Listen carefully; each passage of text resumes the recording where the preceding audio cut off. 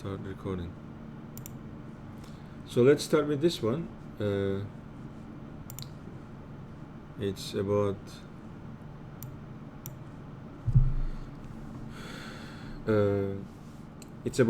the work. In the figure, you see the three forces applied to this block, and it says it moves leftward. Okay, it moves leftward by 3 meters over this frictionless surface. There is no friction. The force magnitudes are, the F1 is given by 5 newtons, F2 is in the magnitude 9 newtons, and F3 is 3 newtons, and F1 is horizontal, F3 is vertical to the surface, and F2 is making this angle which is 60 degrees between the horizontal and the F3. There is this angle. First part is during the displacement. What is the net work done on the trunk by the three forces? So the problem says that the block is moving toward left. Okay, so this is the displacement vector in this direction, and displacement vector magnitude is 3 meters. Okay. All right. So let's try to find the net work done by all these three forces, and we know that these forces are constant, and for constant forces, the net work done, let's put net over here, the net work done by all forces is the vectorial sum of all forces. This is the vectorial sum of all forces, dot product by the displacement. Okay, and the displacement vector is toward left. Well, in that case, in order to proceed with the dot product, maybe it's better to put a coordinate system. Okay, and your coordinate system you might choose as this horizontal toward left as the positive x direction, and the vertical up you may choose as the positive y direction. Okay, and with this choice of coordinate system, this delta r, which is the displacement of the block toward left, is positive.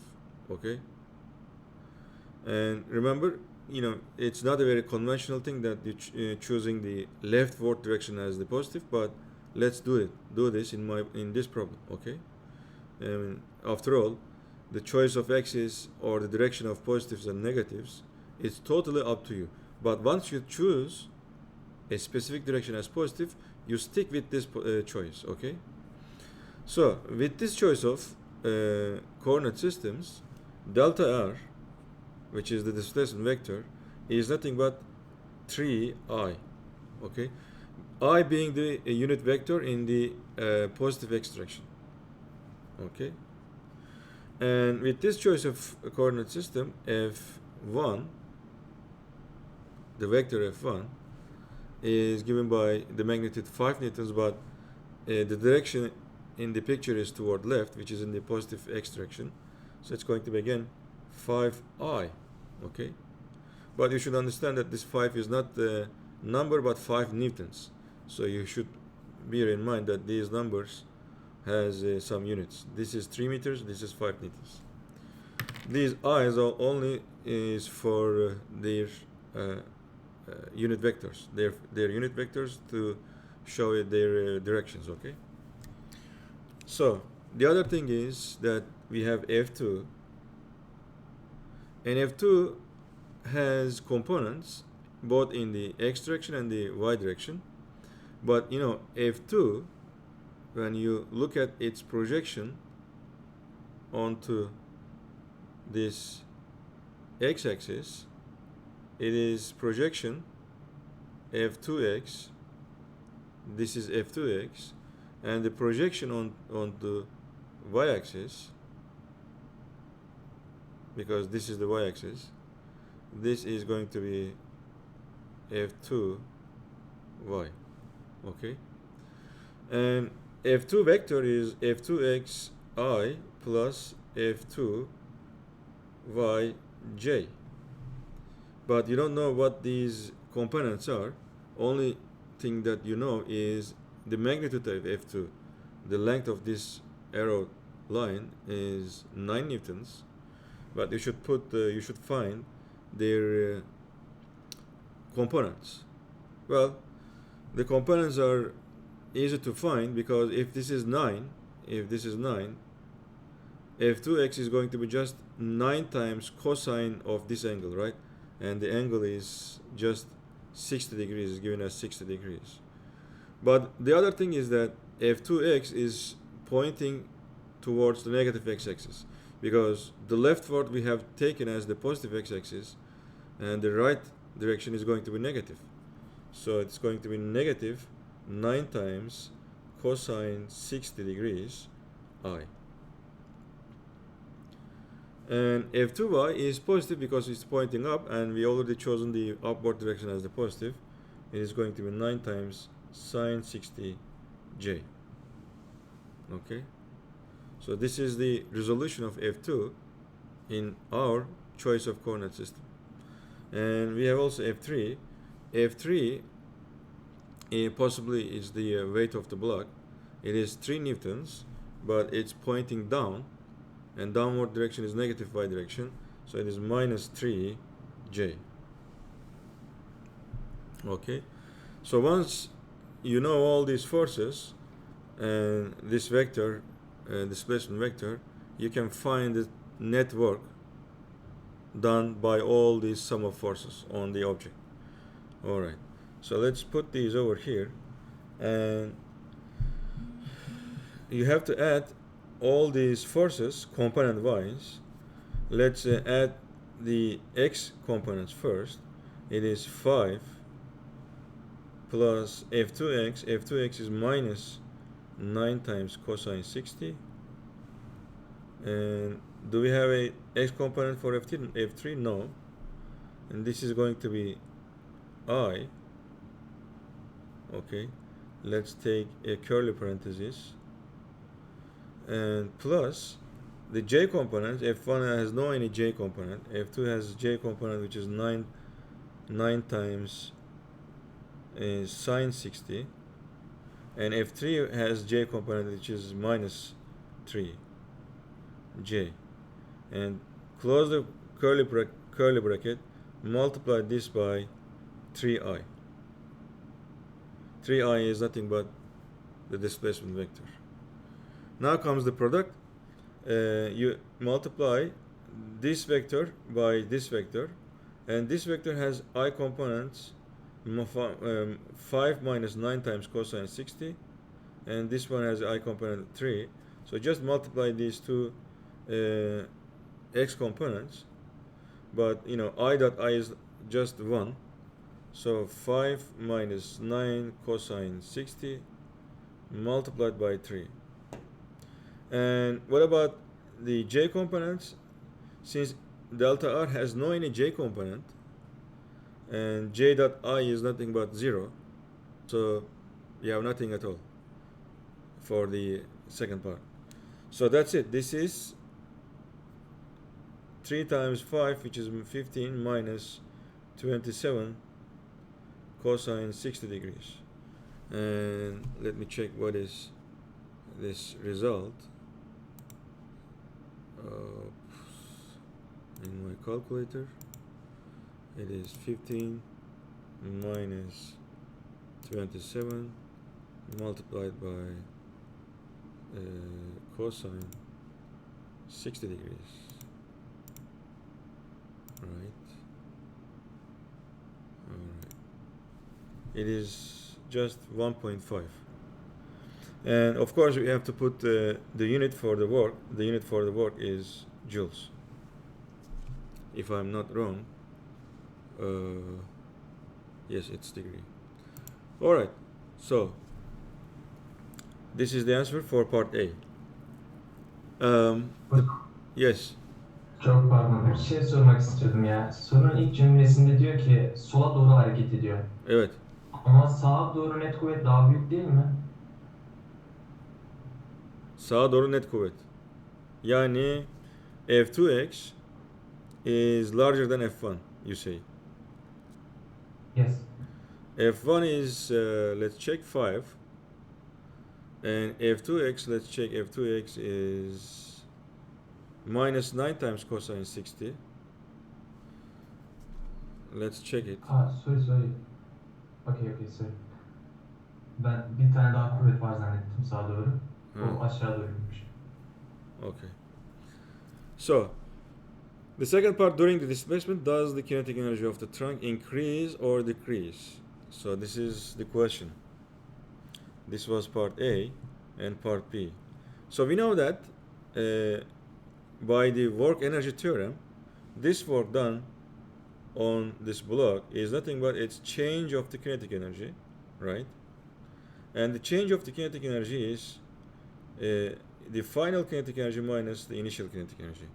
If you say K1 is the initial kinetic energy before the application of these forces, and K2 is the final kinetic energy after the application of these forces for 3 meters, and does this difference, is this difference positive or negative?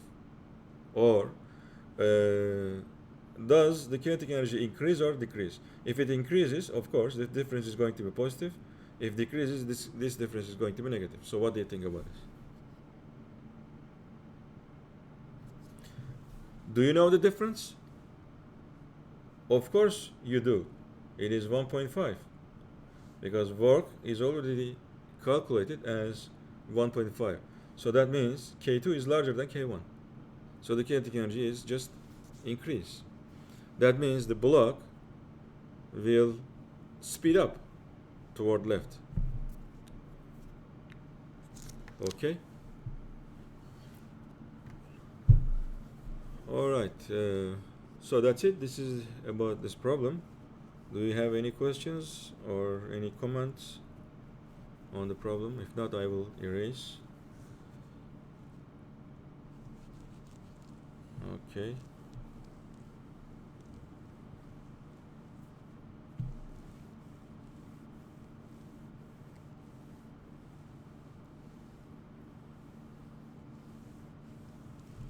So, next question. And this question, I think, is from your book. Again, it's I think it's about conservation of energy. Anyway, so you have this a kind of ski ramp, and the particle is located at point A initially. It has a mass of 5 kilograms, and the slide is frictionless. Okay. The slide road is frictionless. There is no friction. Determine the particle speed at points B and C. At B and C, if the particle at initial position at A is just released from rest. Released from rest means that just a little push, very small push, or just release it if there is some inclination over here, the block, the mass, will start moving first downward. It will come somewhere over here at the first minimum, then it will raise up to point B, and then it will continue its motion and it will come to point C. So the question is, what is the speed at point B and what is the speed at point C? And the other thing is that you know the height difference or heights of point A, B, and C. You know all these, and it's given in the problem. Okay, so I mean, well, you can solve this in many ways by using the work energy theorem or by using the conservation of energy principles. Using the conservation of energy principles means that whatever the total energy of the object at point A, since there are no any frictions, this total energy at point A, which means that its kinetic energy plus the potential energy, must be equal to its kinetic energy plus potential energy at point P, and it must be equal to its kinetic energy plus potential energy at point P. So if you somehow label all the energies of particle M at points A, B, and C, let's label them EA, total energy at point A, it is going to be equal to EB, and it is going to be equal to EC. This is coming from conservation of energy. Okay. All right. And either use this one, well, this one, in order to write down all total energies, you have to write down, for example, what is EA? EA is the sum of kinetic energy at point A plus potential energy at point A. And this is EA. EB is kinetic energy at point B plus potential energy at point B. And EC is the kinetic energy at point C plus potential energy at point C. So, if you know how to write the kinetic energies and the potential energies at all points A, B, C, then you know, you're done. This is the first method. The other method is use work equal to kinetic energy theorem. Okay, and this you can use for if there is no any friction, but this you can use even if there is friction. So I suggest, for solving all these kind of problems, I suggest you to use all the time the work energy theorem, because work energy theorem includes also the frictional forces, but this one does not include any frictional force. This you have, in order to use this one, seeing as the total energy to be the kinetic energy plus potential energy, you can use this method only if there is no any friction. Okay, but you can use this one for all cases, even if you have friction or not. You can always use this one all the time. All right. So that means that, okay, for example, to find the speed at point B, then you will write down all the works done, all the net work done by all forces acting on this particle during its motion, moving from point A to B, is going to be just KB minus Ka. The kinetic energy at point B minus kinetic energy at point A. This is going to be equal to all forces doing this work while moving from point A to B. Okay? And either use this one or this one to find the kinetic energy, the speed at point B. Alright, so let's use this one first. And what is the kinetic energy initially at point A? Since it is just released from this point A, its kinetic energy is going to be 0, right? So kinetic energy at point A is just 0. What about the potential energy at point A? The potential energy is relative. You can choose to be this ground, this level, being the potential energy to be 0. Then in that case, the potential energy at height 5 meters is just mg times h, right? And HA, height of point A. And mg is being the weight of the, let's say, the mass. So it's going to be 5 mg. And what about the kinetic energy is at point B and potential energy at point A? Kinetic energy at point B is going to be just 1/2 m VB square, right? The speed of the object at point B, and the potential energy at point B is going to be again mg HB, but HB is just 3.2. It is 3.2 mg. So you know all this. You just put these over here to find the VB, right? So that means 0 plus 5 mg is equal to 1/2 mvb square plus 3.2 mg. So you can just cancel out all m's because m's are common, and you can take this 3.2 g to the left hand side, which has originally have 5.5 g. So it's going to be what, 1.8 g. On the left hand side you have 1/2 vb square, so vb is going to be just 2 times 1.8 times g. You can take 9.8 in square root meter per second. So the speed at point B is, just when you calculate this and just use your calculator, you can find it anyway. Alright, so there are some questions. Hocam yapılan işi ayrıca ilk durumdaki potansiyel enerji eksi ilk durumdaki potansiyel enerjiden bulabilir miyiz? Evet. Son durumdaki potansiyel ilk durumdaki potansiyel eksi ilk durumdaki potansiyel. Yapılan iş. Doğru. Evet.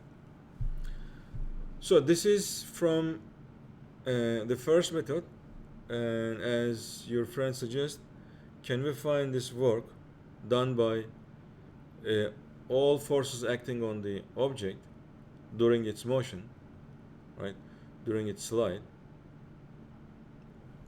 How can we find this work? And suppose at any point in the track, let's say choose this one, okay, your particle is right over here at this point. This is the track. You know, track is a curly is a curved path. It's not a straight path. It's not a straight inclined surface. It is having some different inclinations at every point. It's curved. So suppose at any point in this curve, your object is moving with some velocity. And at any point, first, in order to calculate this work, at any point on this mass, you have to know all forces acting on it. One we have is mg, which is downward, right? And the other force acting on this object, there is no friction force. The other force acting this object, what is the other force? It is always a normal force, which is normal to the rod. And this normal is always changing its direction because the path is curved. For example, if this were here, if the object were here, the normal force will be just straight up because this point of the curve rod is just the level parallel. At this point, you just if you draw a tangent line, it's going to be parallel to the ground. So the normal force is going to be just up over here. But at this point, the normal force in this direction. So at every point almost, the normal force will change its direction, right? And how do you then calculate the work done by a changing force? And one thing you should know, that after all, the normal force on an object while the object is moving, the normal force never ever does work, because the normal force is always perpendicular to displacement. You know what is defined the work is force dot product with displacement. But if these two vectors are always perpendicular to each other, this dot product gives you always zero. So you don't worry about normal force in calculating the work done on the object while moving between any points. So you don't worry about the normal force. Normal force does never do any work. All right. So what's done? What's done doing the work is this mg. Mg sometimes, well, it is perpendicular to its motion, but sometimes it's making some angle with the displacement, angle which is other than 90 degrees, right? So obviously mg is doing the work, but mg is doing the work while mg component on the displacement vector is changing all the time. So it is as if you should calculate a work which done on an object which is varying all the time on during the path, because the force moving this object is nothing but the component of mg which is parallel to the rod, and the component of mg parallel to the rod is mg sine theta, and the sine theta is just the direction of the motion, the angle between the direction of the motion with the horizontal, and it's always changing. This theta is always changing while this while this object is moving, changing its direction of the motion. The angle is changing all the time, so it's a variable force. So how do you calculate the variable force work on the object? But this variable force is caused by this constant force which is always downward, mg. At least you know the source of this variable force. It is mg, and mg always points down. It doesn't change. So the mg while moving the object from point A to B doesn't change at all. It's always down. In fact, it doesn't change at all for any point. It's always pointing down. mg is always pointing down. So the only thing is that while calculating the work done by mg from going point A to B is nothing but mg ha minus hb. Okay. The only thing is that you should worry about the height difference between points A and B while calculating the work done by gravity or the weight of the object going from point A to point B. Okay, it's enough to know the height difference only.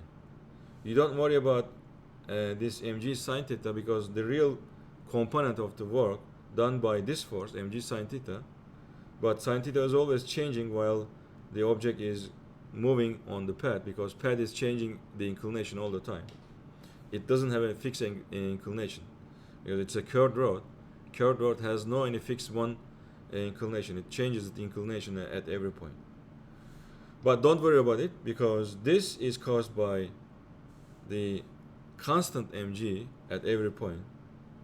And since this mg is a conservative force, the weight or the gravitational force is a conservative force. In order to calculate the work done by a conservative force between 2 points, it is enough to know the height of these 2 points. You don't need to worry about all heights that the object travel between these 2 points. You don't need these. You only need the endpoints heights. A and B h, you should know that's enough, and it is just mg ha minus hb. So you see, again, if you want to calculate this speed at point B, you can use this method instead of this one. Well, we already done the first method. This method will give you the same equation. Okay, if just you write down, because this is the left hand side, this is equal to that, and the right hand side is kb is 1/2 mvb squared minus ka is 0, because there is no speed at point A. So this equation and this one is completely the same. ha minus hb 5 minus 3.2. ha is 5, hb is 3.2. It is 5 minus 3.2, which is 1.8. You have 1.8 g and m's just cancel out on the left hand side. On the right hand side you have 1/2 vb squared, completely the same equation. Alright, but this one, if you had some friction on the road, this one you had to use to calculate the answer that what is the speed at point P. This one will not work for you if you had friction on the rod. Okay, the only thing that you should in that case use as the method is this one. This one works for all types of motion. Either you have friction or not, this will work for all of them. Okay, and this was the part A, and part B is asking determine the work done by the gravitational force in moving from point A to C. So we already, I think, had showed the way to how to find this. Gravitational work while moving from A to C is nothing but mg HA minus HC, right? And HA is just 5 mg 5, and HC, height of C, is 2. So it is m is 5 times g is 9.8 multiplied by 5 minus 2 is 3 joules. This is the gravitational work done by the gravitational force while moving from point A to C. Okay, I hope this is very clear for you. You have any questions?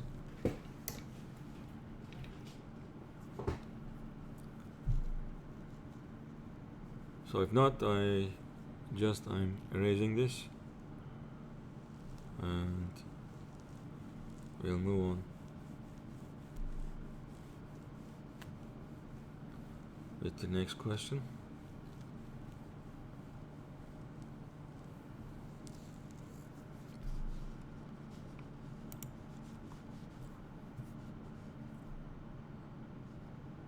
Oops. All right. So this is the next question. I'm just checking if you have any questions. All right.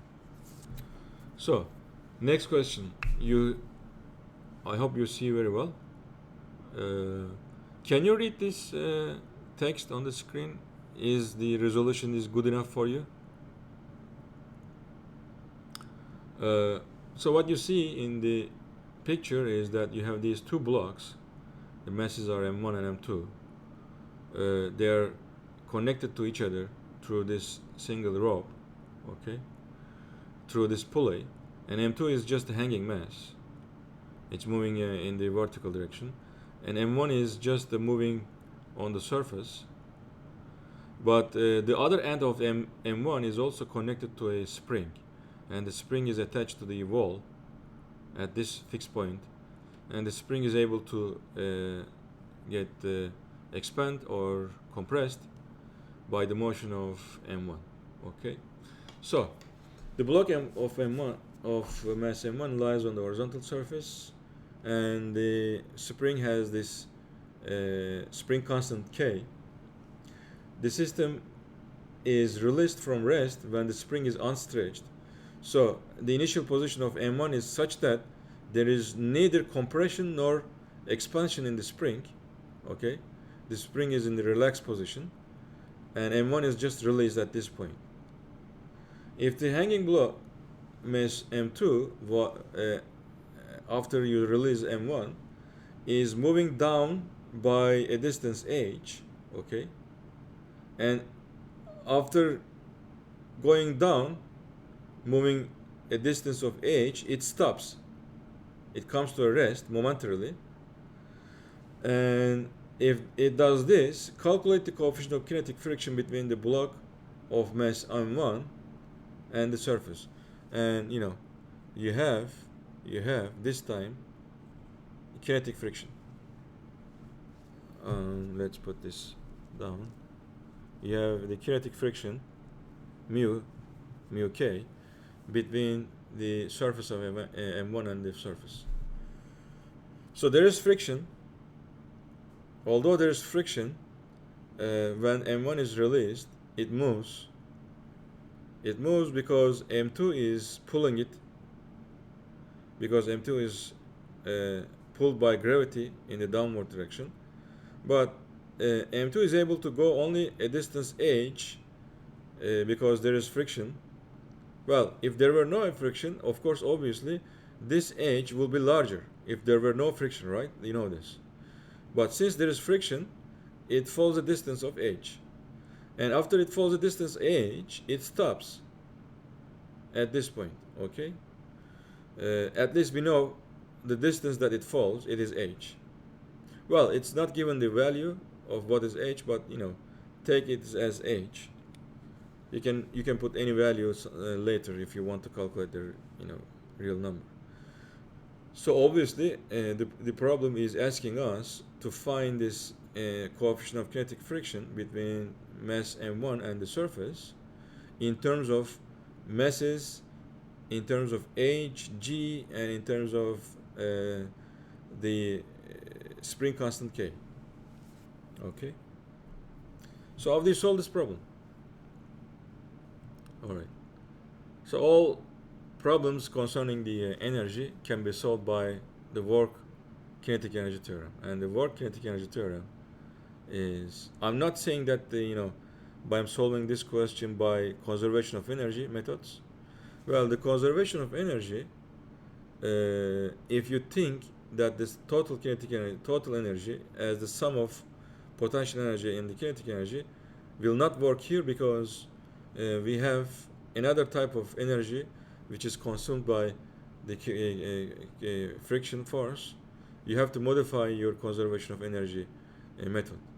But if you use, again, as I said before in the previous question, if you use the work kinetic energy theorem, the work kinetic energy theorem will always work for you, even if you have friction or not in the problem. This you can use all the time. This is one single equation that you can use for all energy problems. Okay. The kinetic energy plus the potential energy, etc., etc., potential energies, etc., are usually used. As I said, this EA is equal to EB method, which is the total mechanical energy at one point is equal to total mechanical energy at another other point. If there is no friction, you can use this one. But you can use this one even if there is friction or not. You can use all for all problems. You can use this single equation. Okay. All right. So let's think about how to apply this equation in our case.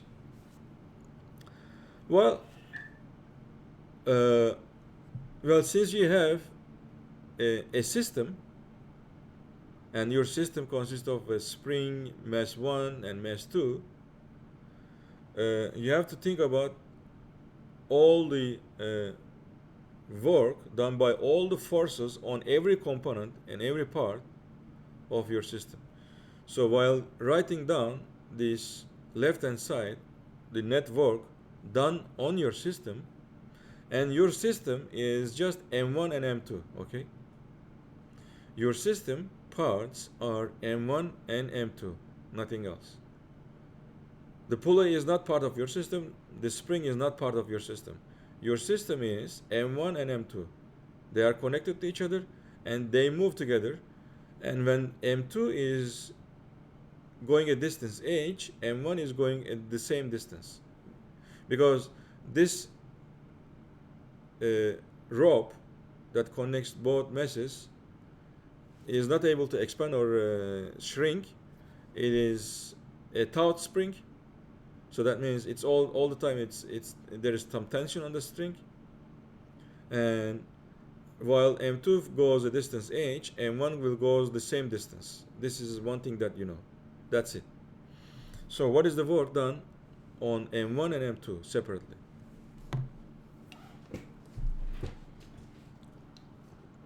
Okay. Well,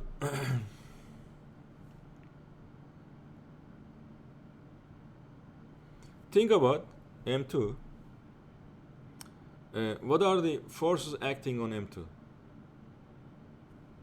Well, on M2 there are two forces, right? One is the tension in the spring.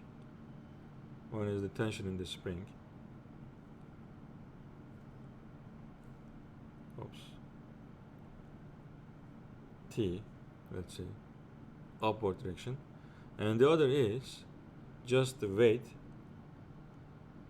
It is the weight m2g on m2. These are the two forces, and there is no any other force on m2 while going from this point to this point by a distance h. All right. And on the other hand, of course, m2 is not the only one in your system. You have also m1, right? On m1, you have the same tension as that of m2, but this time tension, the same tension T on m1 is to the right, and m1 has weight which is downward direction. It has also a force on m1 which is the normal force in the upward direction, right, by the surface. And there is also other force. While m1 is going to right, a spring will apply a force m1 to the left, right? And that force, let's call this force Fs, the spring force. So there are four forces acting on m1, and there are two forces acting on m2. While the system goes, m1 goes a distance h toward right, m2 goes a distance h in the downward direction. Okay? So you want to write down now then the work done by all these forces on m1 and m2, right, all together, and equate them to change in the kinetic energy. First of all, the left hand side is more difficult than the right hand side. Let's think about the right hand side, the change in the kinetic energy.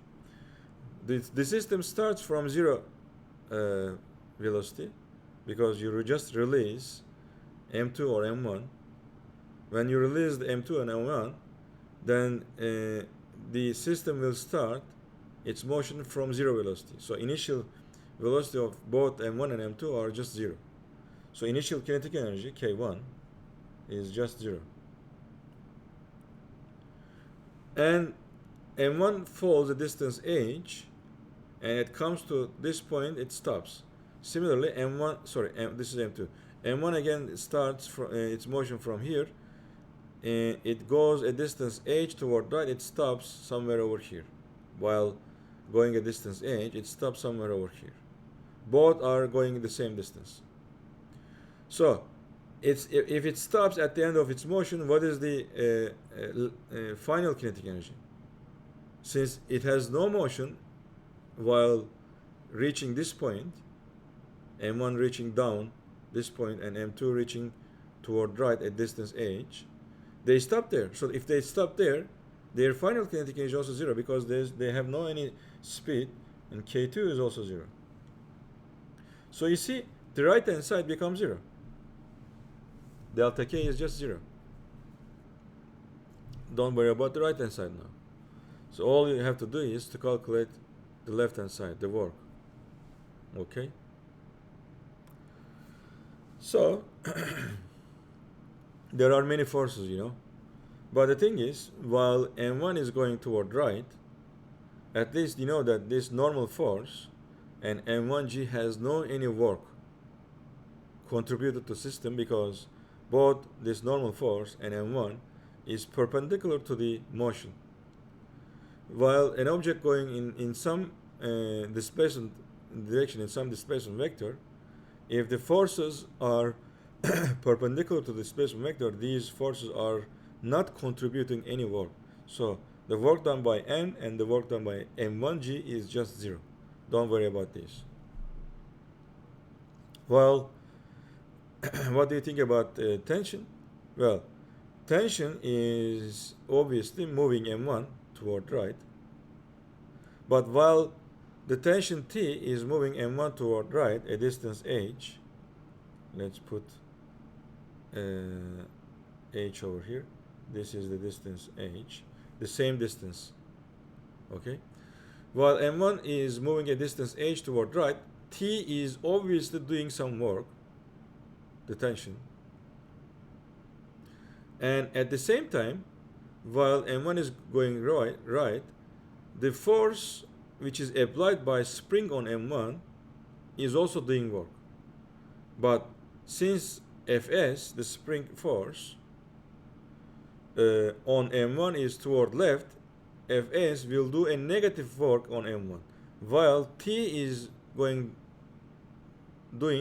a positive work on m1, because they are opposite to each other, and m1 is moving toward right. If both the force and the displacement direction are the same, then this force will do a positive work, but Fs will do a negative work. So let's write this, okay? What is the distance? It is h on m1. But what is the work done by Fs, the spring force? It is going to be negative. Negative Fs multiplied by h, and positive T multiplied by h. This part is the work done on m1. We are not done yet. We have to add also the work done on m2. While m2 is going from this point to this point, m2g is another force which is in the direction of the displacement. So m2g is multiplied by h. It is the work done by gravity on m2. But while m2 is falling down, the tension on m2 is always up in the opposite direction. The tension will do a negative work of T minus T multiplied by h. So it is going to minus TH. And this all sum, which is equal to W, work on the system, is going to be 0. Okay? So what do you see on the left hand side now? Do you know the tension? Well, you don't know the tension, but you don't need to worry about what the tension is. Why? Because we have plus TH and minus TH. So these work components will cancel each other. The tension on the system, M1 and M2, will not do any work, while the tension separately will do a work on M1 and it will do a work on M2, but the sum of work by the same tension on M1 and M2 is add up to 0, because the tension is doing a positive work on M1 while it is doing a negative work on M2, because M2 is going this direction, T is opposite, while M1 is going this direction and T is going the same direction. But the thing is, they are just equal to each other and they just cancel each other, because one is positive, the other is negative. So what are you left with is just M2GH. Well, it's just that, and Fs, the spring force multiplied by h. But the spring force multiplied by h is not a correct expression for the spring force on the spring done by the work done by the spring on M2. This is not a correct expression because the spring force is not constant during this motion. While M1 is going toward right, the spring force is not constant. So you cannot just write the work done by spring on M1 as Fs multiplied by. This is not correct. Okay? Let's put, instead of this, let's put minus the work done by the spring. Okay? The work done by the spring is the work done by this variable force Fs on M1. So what is it? The work done by spring, all springs, as long as you know their spring constants, the work done by any spring, if you just, expand the spring by a distance h, for this example, is nothing but 1/2 k h square. Because work done by a spring is 1/2 k x square. X is the amount of expansion or the amount of compression. So this is it. So you have to put over here the work done by this variable spring force to be 1/2 kh square. So let's rewrite this over here, but it's going to be negative. You have to be careful here. This is always positive. You have to put a minus sign because the force is always in the opposite direction to the motion of m1. So we have minus 1/2 kh h square plus m2g h. Well, we forgot one thing over here, plus the work done by friction force, multiplied by h. Sorry about this. The left hand side, while calculating the work, we forgot the work done by the friction. And why? Because there is also this frictional force on m1, this frictional force on m1, let me put over here, which will be always opposite to its motion. Let's call this one F friction, okay? The friction force also on m1, while m1 is going toward right, the frictional force is going to the left, and the friction force is constant, it is not changing. The amount of frictional force multiplied by h. You have to not you have to add, but it's going to be minus, right? It's going to be minus the frictional force multiplied by h on m1. So you have also the frictional force, but the frictional force is nothing but m1g multiplied by mu k, right? It is always the normal force, and normal force in that case equal to m1g multiplied by the coefficient of friction. So you have m1g multiplied by kinetic friction coefficient, and you multiply this by h also, and this all is going to be 0. I hope you understand this part, that it's long. You have all these terms separately. This is the work done by spring. This is the work the work done by gravity on the system, and this is the work done by the friction force. The work done by gravity is the work done on the falling mass, which is m2, because m2 is moved downward by the act of gravitational force. But the gravitational force is not moving m1, so there is no any contribution of the gravitational force as work done on m1, because m1g is always perpendicular to the motion of m1. Okay, so that's it. And over here, all you have to do is solve this equation for just mu k. Supposing that all k, h, m1, and m2 are given to you, and the problem is asking to find the coefficient of kinetic friction. So just you solve the coefficient of kinetic friction as m2g h minus 1/2 k h square, all right, and divide this by m1g h. So this is the solution for the problem. If the problem had given this value h, m1, and m2, and k, you would just calculate what the mu k is. Okay. Okay, so any comments or any questions on this solution?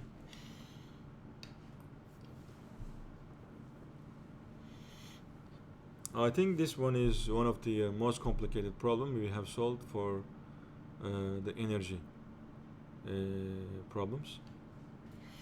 It includes friction, it includes spring energy, spring force, spring work, includes gravitational work, includes the work done by tension, etc.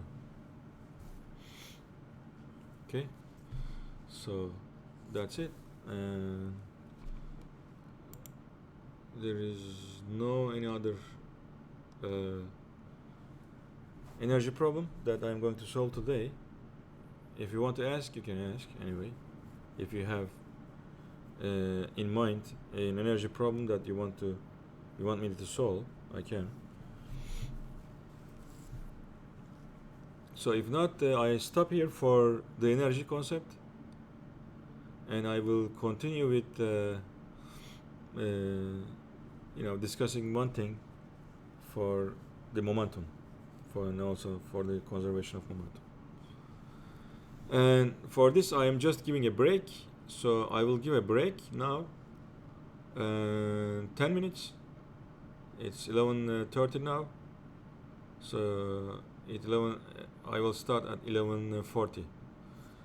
I will start at 11:40, and I will discuss one thing on linear momentum, and we will stop for today. Okay, let's meet after 10 minutes, okay?